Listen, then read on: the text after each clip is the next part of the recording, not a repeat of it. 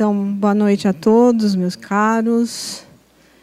Que Maria, nossa mãe querida, continue nos envolvendo no seu manto de luz, nos acalmando, nos acolhendo, para que a gente possa se sentir o melhor possível aqui nessa noite, com essa reflexão que a gente trouxe nessa sequência de palestras aqui de setembro, que o tema central é a família. Então, como já foi dito, né, o tema que nós vamos falar hoje é honra a teu pai e a tua mãe. Esse é o quinto entre os 10 mandamentos. Honrarás a teu pai e a tua mãe, para teres uma dilatada vida sobre a terra que o Senhor teu Deus te há de dar. Além do decálogo, nós temos esse mandamento também esclarecido no Evangelho segundo o Espiritismo, no capítulo 14. Decálogo, ao pé da letra, quer dizer 10 palavras, mas também está relacionado a princípios, a normas, né? E para a gente falar em decálogo, a gente tem que falar de Moisés, que recebeu uma incumbência muito trabalhosa, né? Que foi conduzir o povo hebreu, né? Naquela longa jornada de 40 anos, né? Desde a terra do Egito até a terra de Canaã. E eles atravessaram desertos, eles enfrentaram as inclemências do deserto, um calor escaldante, fome, frio, porque lá a temperatura à noite cai vertiginosamente. Então, eles enfrentaram um desconforto que não foi assim 40 dias, né? 40 meses. Quem de nós consegue imaginar o que é viver 40 anos? Monta a tenda, desmonta a tenda, né? Às vezes sem ter o que comer, ou o que eles caçavam não era o suficiente. Então foi uma situação inóspita, muito tensa. E muitas vezes as pessoas se revoltavam a respeito de toda aquela dificuldade que eles enfrentavam. Então foi muito complicado para Moisés, né? E só para a gente se conectar no decálogo, né, eu vou mencionar rapidamente os 10 mandamentos. Eu sou teu Deus, que te fiz sair da terra do Egito, da casa dos escravos. Não terás outros deuses em desafio a mim. Esse é o primeiro. Não farás imagem esculpida. Não tomarás o nome do teu Deus em vão. Lembra-te do dia do sábado para o santificar. Então, esses 4 primeiros mandamentos, eles eram direcionados a Deus. E os 6 seguintes, relacionados à convivência, aos outros, né? Honra a teu pai e a tua mãe, a fim de que os teus dias se prolonguem sobre o solo que teu Deus te há de dar. Não assassinarás, não cometerás adultério, não furtarás, não levantarás falso testemunho contra teu próximo, não cobiçarás a casa do teu próximo, nem a mulher do teu próximo, nem seu escravo, nem sua escrava, nem seu touro, nem seu jumento, nem qualquer coisa que pertença ao teu próximo, né? Então, é importante, sempre quando a gente for ler alguma coisa, né, do Antigo Testamento, do Novo Testamento, tem uma palavra em alemão que chama Zeitgeist, né, que traduzida ao pé da letra significa espírito de uma época. O que é isso? Não dá para a gente ler algo que aconteceu lá há muitos anos atrás e a gente querer pensar com o cenário, com a mentalidade que a gente tem aqui hoje, né? Então, a gente precisa voltar lá atrás. Então, quando a gente ouve assim, não cobiçarás a casa do teu próximo, nem a mulher do teu próximo, né? A gente precisa entender que naquele momento, a mulher ela era uma propriedade, primeiro dos pais e depois do seu marido.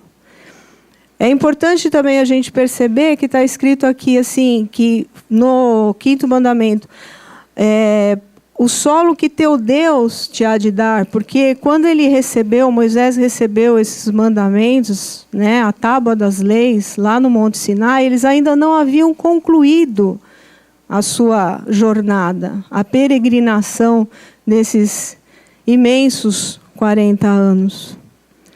E aí é importante a gente olhar aqui, tem uma mensagem muito legal, logo no 1º capítulo do Evangelho segundo o Espiritismo, lá nas instruções do Espírito, esse 1º capítulo justamente tem o título Não Vim Destruir a Lei, e que Jesus falou, e é um espírito israelita.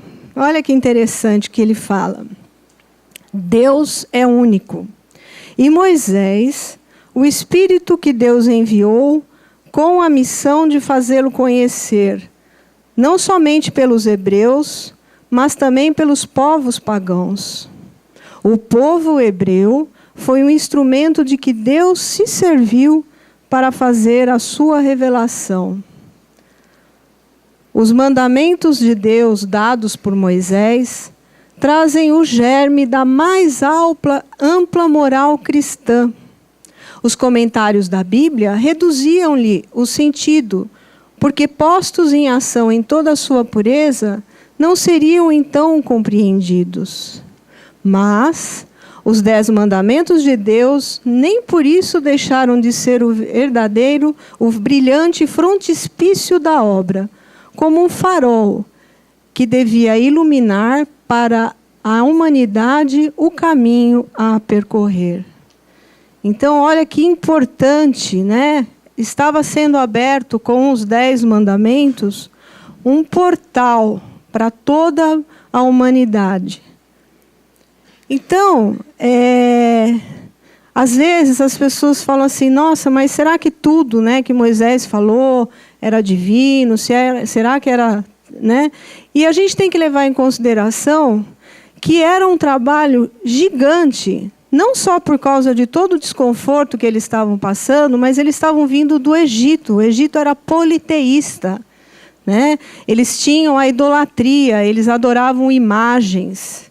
Então, o trabalho de Moisés não era simplesmente revelar os mandamentos recebidos por Deus, mas era também mudar a mentalidade daquele povo. Então, era algo assim realmente muito grande. E é muito interessante, né? Então, a gente vê que no mandamento tem as leis divinas, que fala de Deus, mas tem as leis também de natureza social humana, né? Porque não adulterarás, não assassinarás, está falando em relação ao próximo. Como é que eles tinham que conviver entre eles?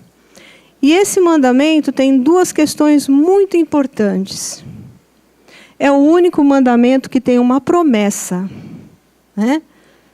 Honra teu pai e a tua mãe, a fim de que os teus dias se prolonguem. Quer dizer, existia uma promessa. Faça isso e vocês receberão uma recompensa por isso. E também tem o reconhecimento do papel da mulher. Porque não está escrito só honra teu pai ou honra a teus pais, não. A figura materna é aqui mencionada.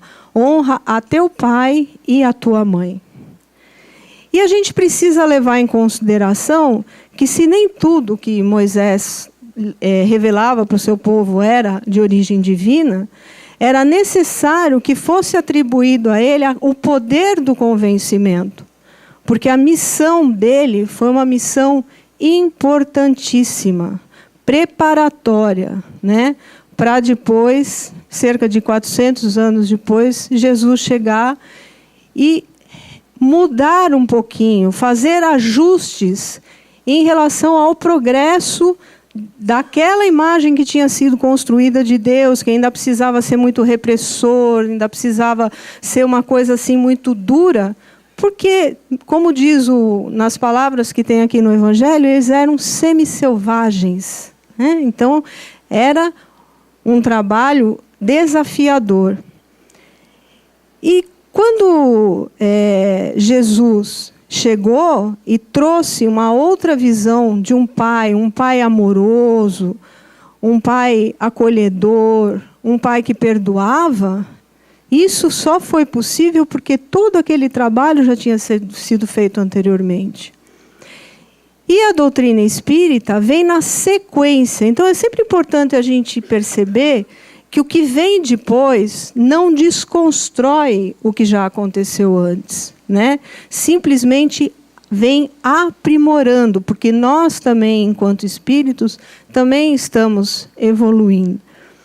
Então, nós vamos trabalhar agora, né, com uma percepção à luz da doutrina espírita. Então, nós vamos sair daquele olhar aqui curto, né, um pouco mais assim concreto, e nós vamos inverter, né, as nossas raízes. Porque tudo aqui, onde nós estamos agora, nesse momento, tudo aqui é temporário. Tudo está dessa forma. Mas, da onde viemos e para onde vamos, esse sim está ligado aos nossos propósitos, está ligado à nossa história que a gente veio viver aqui, né? Então, a premissa para esse trabalho aqui que a gente está fazendo, para essa reflexão que a gente vai estar fazendo aqui agora, neste momento, é a gente sempre lembrar, né, que a nossa energia vital, a nossa essência divina, somos filhos de Deus, que estamos nesse momento atravessando uma passagem pela vida corpórea, né?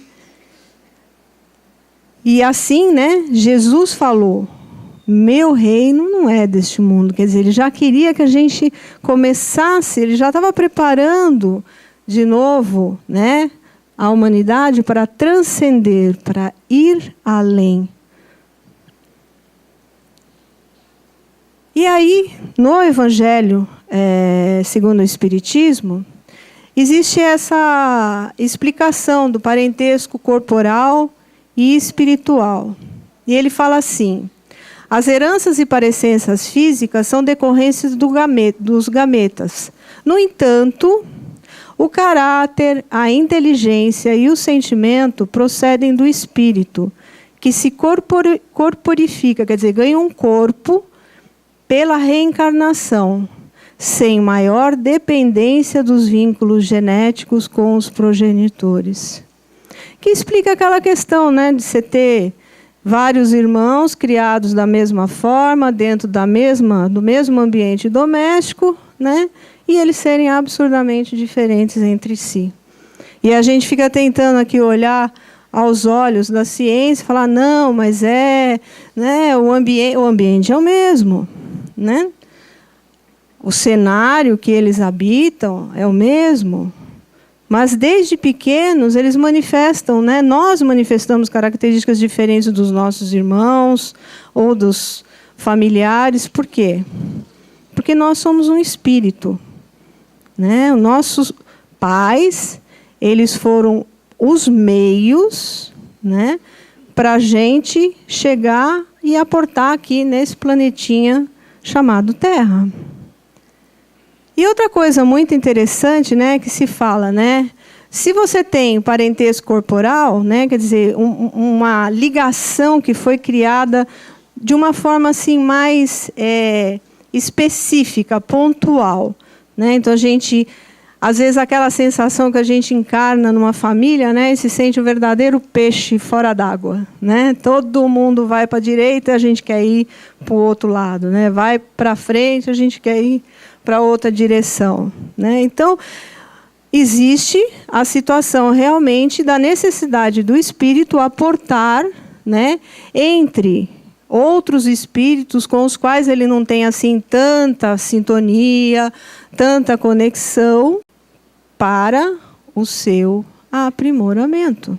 E aí a gente tem aquelas famílias ou aquelas conexões, né, que parece que tudo flui, né? Que tudo, o entendimento é mais ajustado, né? Um fala, começa a frase e o outro conclui, né? Realmente uma verdadeira sintonia, porque são espíritos que já estão caminhando juntos há várias vidas, em várias passagens. E aí a gente tem, né, que a gente percebe que quando a gente está dentro de uma estrutura com um parentesco mais pontual, os laços são mais frágeis, e quando a gente já está numa sequência, caminhando ali, os laços são mais duradouros. Mas é importante a gente pontuar uma coisa, né? Não tem gente melhor e não tem pior. Eu prefiro encarnar com pessoas com quem eu tenho afinidade. Depende.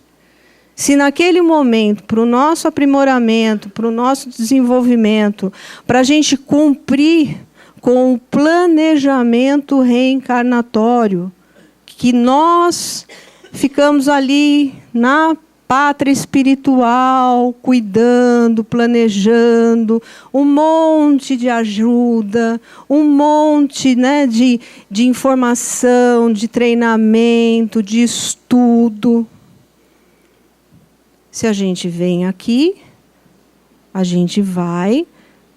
O que a gente vier viver aqui é o melhor para a gente. Isso é muito importante. E aí tem aquela passagem evangélica, né, que Jesus aproveitou, né, que a mãe e os irmãos dele tinham dado uma saidinha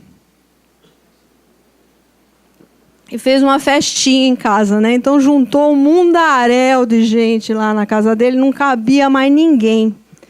E como sempre tem aqueles leve trás, né, foram lá contar para a mãe dele, para os irmãos dele, que estava entupido de gente naquela casa. E quando eles chegaram lá e eles foram tentar entrar, não dava, porque já não estava mais, tinha gente para tudo quanto é lugar, não cabia mais gente. E aí foi naquele boca em boca, né, dando recadinho, até que chegaram e falaram para Jesus: tua mãe e teus irmãos estão lá fora. E ele fala: quem é minha mãe e quem são os meus irmãos, senão aqueles que fazem a vontade do Pai. Aqui eu vou fazer mais um parênteses. Vocês já perceberam que eu adoro parênteses, né? Porque às vezes a gente causa estranheza quando a gente fala os irmãos de Jesus. E realmente no Evangelho, nos 4 evangelistas, a gente tem pouquíssimas menções disso. A gente tem menções em Mateus e em Marcos. Então tem uma passagem e a gente não encontra assim muito detalhe a respeito de como é que é essa história, né, dos irmãos de Jesus.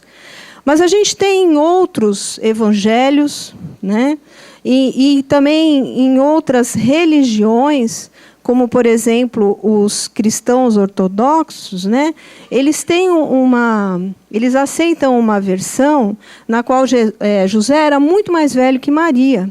Então ele já teria sido casado, teria tido 6 filhos com essa esposa anterior, era viúvo quando ele desposou Maria. E é interessante que mesmo que os 4 evangelistas, né, não deem muitos detalhes a respeito disso, nós temos uma passagem aqui em Mateus, se vocês quiserem ver aqui nesse Novo Testamento, né, traduzido diretamente do grego, um trabalho riquíssimo, né, do Haroldo Dutra Dias, em que ele explica as expressões idiomáticas e tudo, porque às vezes tem umas coisas do Evangelho que a gente lê e não são muito claras, né? Então tem uma passagem aqui que tem o título Visita a Nazaré. E aí ele fala assim: após vir para a sua pátria, ensinava na sinagoga deles, a ponto de maravilharem-se e dizerem: de onde lhe vem essa sabedoria e esses poderes? Não é este o filho do carpinteiro? Não se chama sua mãe Maria e os seus irmãos Tiago, José, Simão e Judas? E suas irmãs não estão todas junto de nós? De onde lhe vêm todas essas coisas? E o Marcos, ele também assinala essa mesma passagem. Só que é só para a gente ver, né, que parece que tem coisa desconexa, mas não tem não. Está tudo certinho, tudo conectado, tudo muito ligadinho. Então, outra coisa também que é muito importante nessa pergunta é a gente perceber, né, que Jesus jamais desconsideraria a mãe dele. Né? Então, às vezes a gente fala assim, nossa, mas na hora que Jesus falou quem é minha mãe, na hora que ele não sabia que ele era mãe, quem que era a mãe dele. Só que assim, se ele deslocasse, quem estava procurando por ele era efetivamente a mãe e os irmãos. Então, se nesse momento ele falasse só sobre os irmãos, que por sinal não o compreendiam, né, não entendiam patavina do que ele estava falando, porque não era claro para muita gente, com certeza, aquilo que Jesus falava.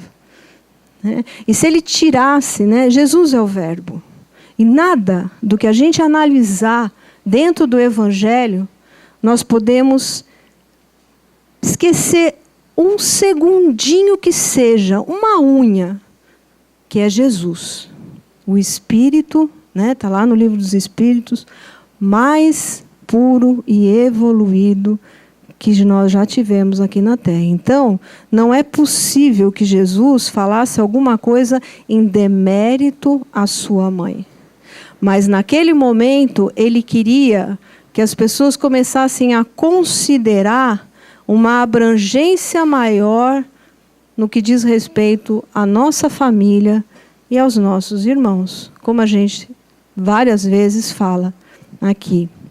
E é bem interessante, porque nós temos nessa questão do conceito de família, nós temos aqui no livro Os Mensageiros, né, que é aquela obra lindíssima, né, do André Luiz, A Vida no Mundo Espiritual, são vários livros.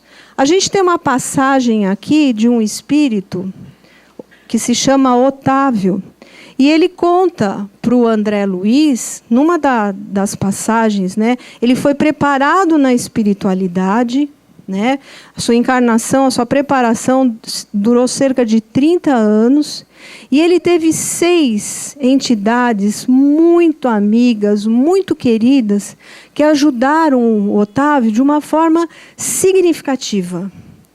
Com ensinamento, com aprendizado, com toda a preparação dele para ele encarnar. Né? Aí ele encarnou, filho único, porém, né, com conforto, tudo, mas a mãezinha dele veio a desencarnar. E o pai dele contraiu novas núpcias. Ai, que jeito arcaico de falar, mas é assim que está no livro, tá? Então o pai dele casou de novo, né?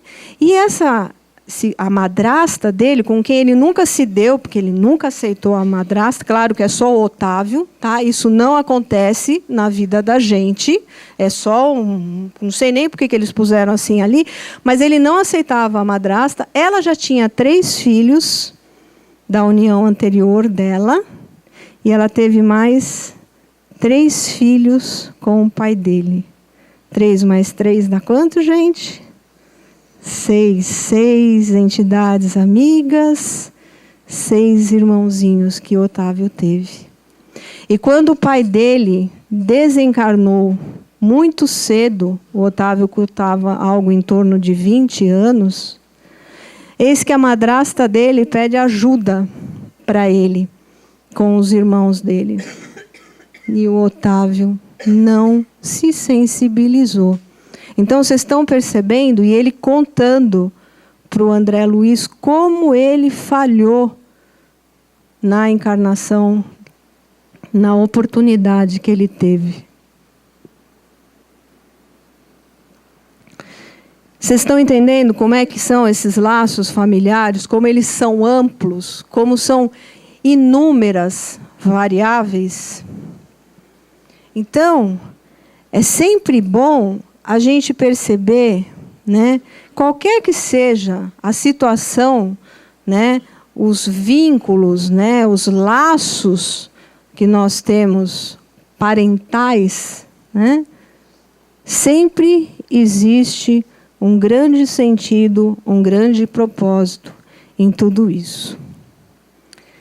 Mas tá bom, né? Estou aqui falando bonito, já falamos do Moisés, já falamos de Jesus, da doutrina espírita, né? Nosso alimento vem da espiritualidade, a nossa essência divina. Mas aí pode ser que tenha alguém aqui pensando assim, mas você não conhece a minha mãe.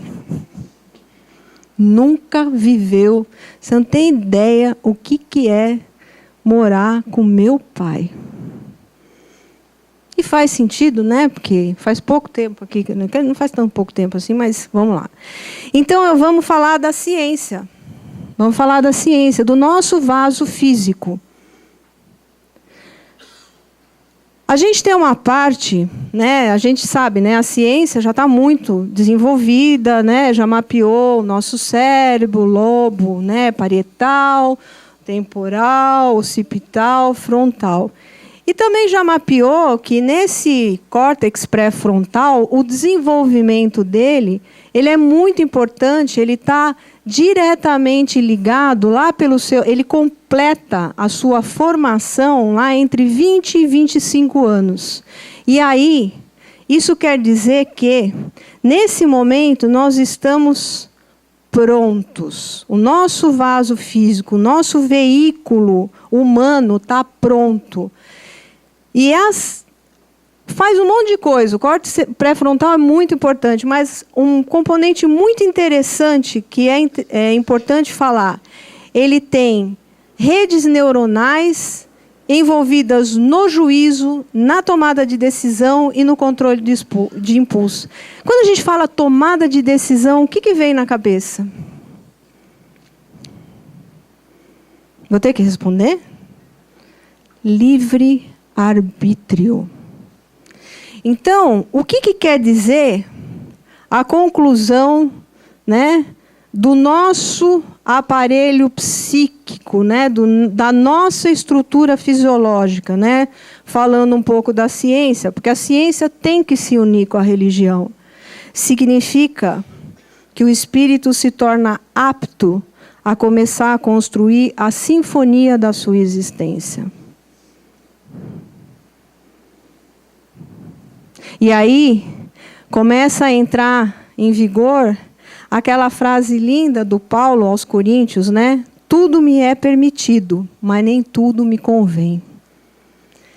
E aqui a gente tem que tomar uma grande decisão na vida, uma decisão importantíssima.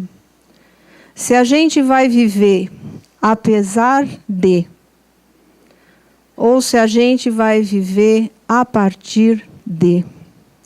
Se eu vivo apesar de, eu tenho toda a história de como eu fui criada, da dor que eu passei, da falta que eu recebi, das surras que eu tomei, de como meu pai fez, como minha mãe, tal.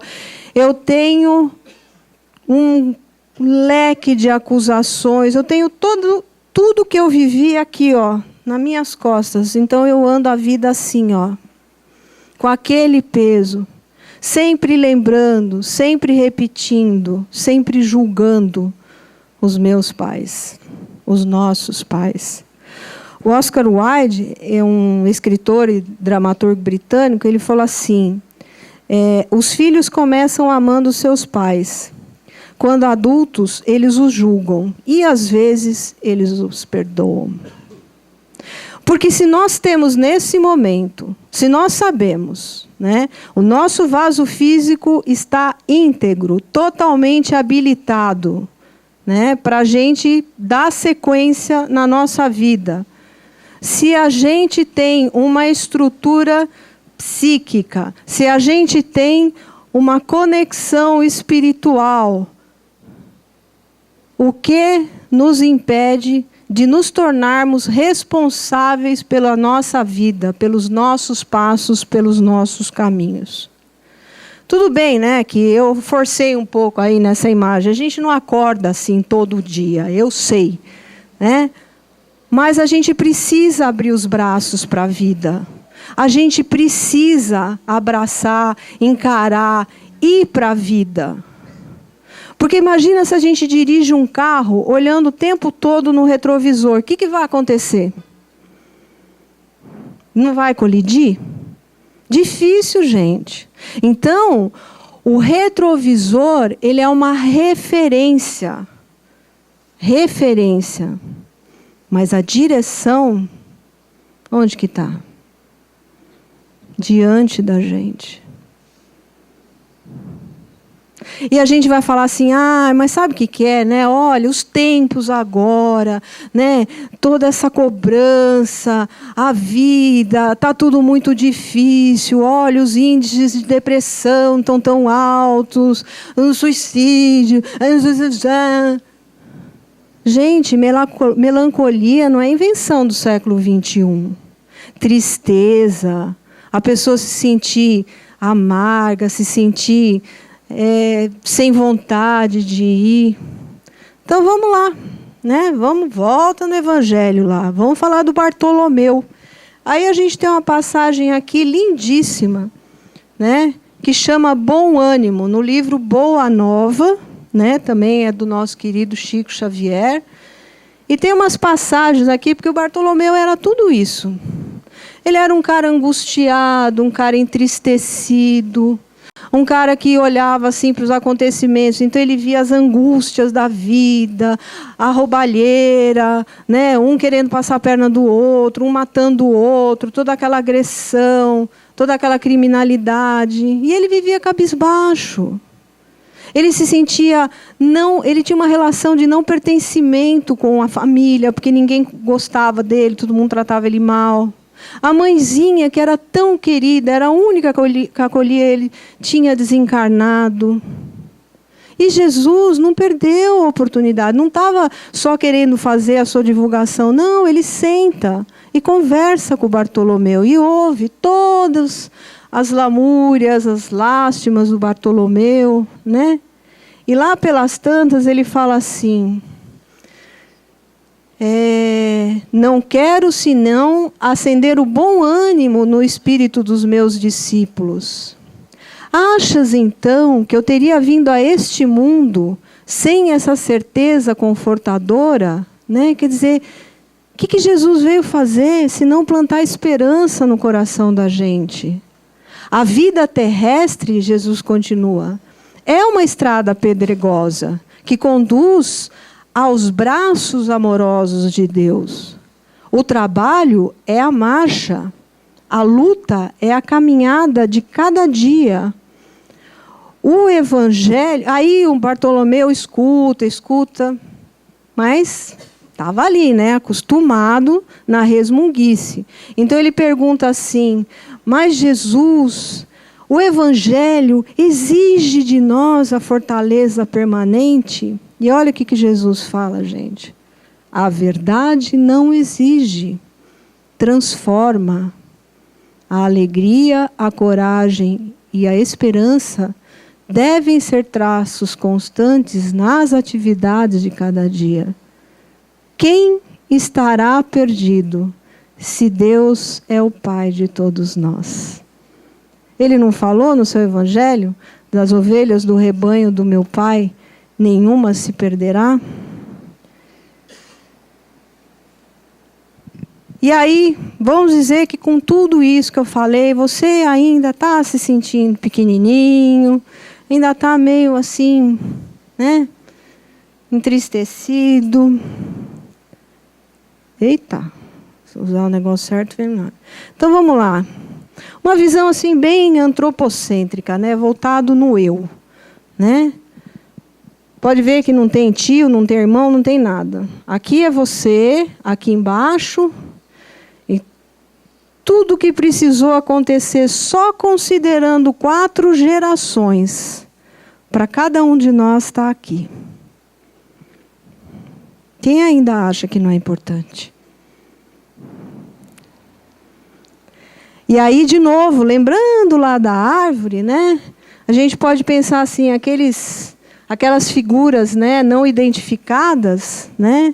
A gente pode falar assim, não tinha foto, né? Olhando com o olhar aqui imediatista, aos olhos da doutrina espírita, né? Pode ser espíritos que ou reencarnaram em alguma geração para frente, ou que foram viver aprimoramentos em outras árvores. Mas é uma teia, gente, magnânima. É um projeto divino. Não tem acaso, não tem erro, não tem falha.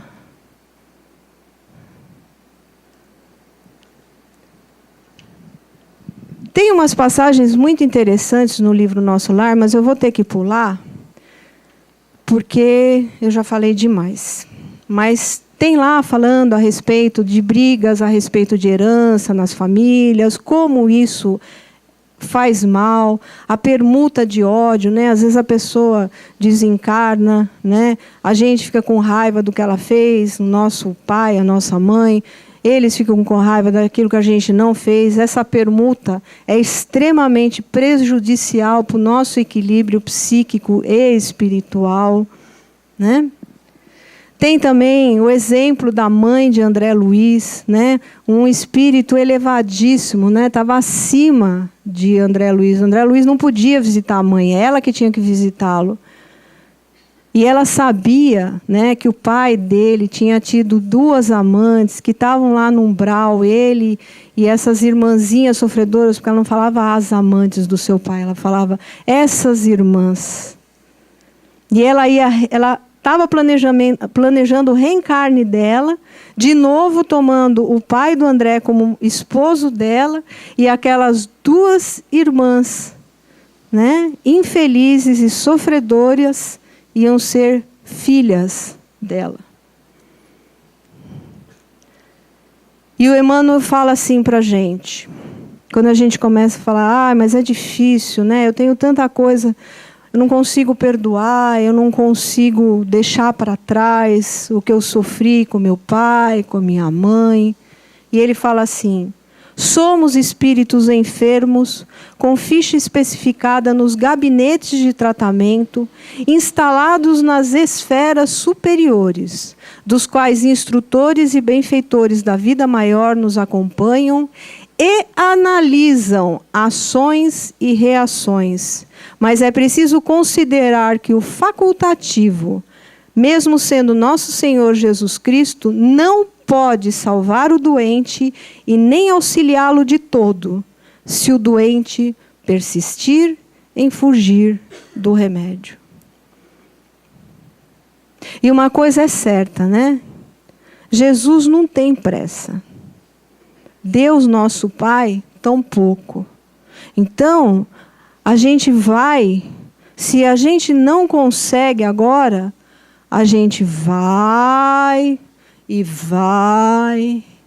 ter que começar. Só que às vezes, toda vez que a gente recomeça, fica um pouquinho mais trabalhoso, né? Isso a literatura espírita dá umas dicas para a gente, né? E tem um livro maravilhoso também, que chama Cura e Libertação, né? E é muito interessante, né? O José Carlos de Lucas foi muito feliz, foi muito feliz nessa escolha do título, porque nós estamos aqui, cada um de nós, em busca da nossa própria cura, e a cura nos liberta. Então ele fala assim: quando o homem se recusa a crescer em seu aspecto intelectual, emocional e espiritual, costumo compará-lo a um carro que fica atolado na lama. Fica atolado porque se opõe à lei de evolução, a qual todos os seres do planeta estão submetidos, né? E ele faz referência à questão 132 do Livro dos Espíritos, a finalidade da encarnação. E aí ele fala assim: o que faz o nosso carro atolar? O espírito, quando se recusa a crescer, costuma também enfrentar uma série de obstáculos em sua vida. Quanto maior a resistência, maior o sofrimento. E o que faz o carro da gente atolar? As nossas dores. O egoísmo, o orgulho, a falta de perdão. Tem uma coisa complicadinha, né, que a gente às vezes não percebe, que se chama ganho secundário, porque enquanto eu acuso o outro, eu me isento de fazer algum benefício para aquele outro. E se esse outro é o nosso pai, a nossa mãe, eu fico me justificando que eu não faço isso ou aquilo porque eu recebi isso ou aquilo. E é uma coisa tão inserida na gente que às vezes fica difícil da gente perceber. Mas a gente pode fazer uma analogia assim. Se a gente chega bem num lugar e a gente fala, oi gente, tudo bem? A pessoa pode até perguntar, viu o passarinho? Que cor que é o passarinho que o pessoal... Verde. Viu o passarinho verde e parou aí. Mas chega chorando, ou chega assim, ó, né? Lembra? Com o peso da vida nas costas, e vê se alguém não vai parar para perguntar o que você tem. Entenderam a ideia de ganho secundário? Né? É meio complicadinho, mas é que está tão inserido dentro da gente. É por isso que a gente precisa do autoconhecimento, é por isso que a gente precisa estudar, é por isso que a gente precisa ler, é por isso que a gente precisa ampliar os nossos horizontes, para a gente sair dessa condição de se sentir impotente diante das próprias dificuldades e dos desafios da vida. Né? E é importante a gente considerar também que encarnar não é tão fácil, gente. Na obra do André Luiz, ele fala de espíritos que às vezes chegam a ficar 1000 anos, porque nós só esperando a encarnação, porque nós só estamos aqui hoje, porque todas as variáveis necessárias para o nosso aprimoramento e para aquilo com o qual nós nos propusemos a fazer aqui, estava tudo alinhadinho. Lembra da teia, né? Lembra da teia. E a gente sempre precisa lembrar, né, que os discípulos que Jesus escolheu eram pessoas simples, pessoas ignorantes, né?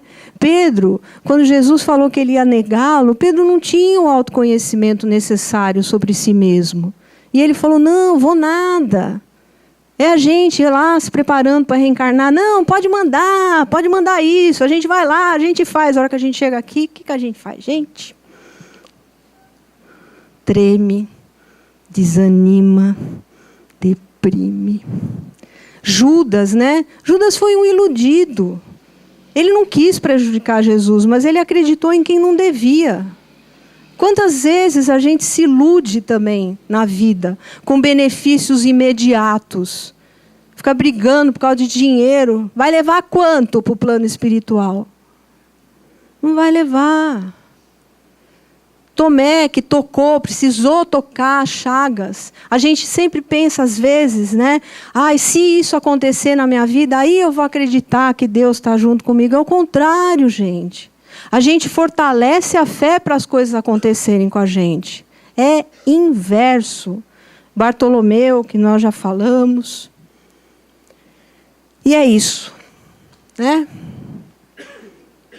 Pode ser que o nosso pai ou a nossa mãe causaram dores inimagináveis.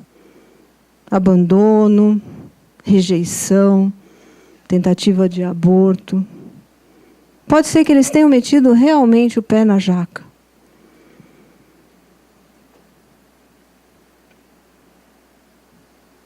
Mas a gente nunca pode esquecer que eles foram os instrumentos designados por Deus para trazer a gente aqui, nessa passagem, nesse instante que nós estamos aqui vivendo. A gente precisa sair da posição de criança mimada, que quer a vida do seu jeito. E a gente precisa abrir os braços. Reconhecer que eles podem ter falhado em tudo. Mas na tarefa mais importante, eles não falharam. Porque caso contrário, a gente não estaria aqui hoje conversando. Então, eu quero fazer um convite a vocês. E participa quem quiser. Que nesse momento, a gente envie uma grande vibração de gratidão aos nossos pais. Porque enquanto eu não acolher enquanto eu não aceitar o pai que é meu, a mãe que é minha, eu não vou chegar a Deus, que é o Pai que é nosso. A gente não chega a Deus recusando, rejeitando, ignorando os nossos pais. Então eu quero convidar a todos a fazermos juntos essa vibração. E a gente vai fazer isso aplaudindo, com muito amor, ou pelo menos com gratidão, os nossos pais.